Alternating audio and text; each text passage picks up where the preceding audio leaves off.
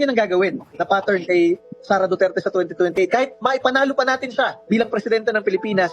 Sa kanyang panayam sa Bilyonaryo News Channel, inilahad ni Duterte Youth Chairman Ronald Cardema na posibleng mangyari kay VP Sara ang ginawa ng COMELEC sa kanila sa susunod na halalan 2028. Panalo sa Duterte Youth. Pasangawa ba yung panalo namin? Hindi. Nandun kami sa top.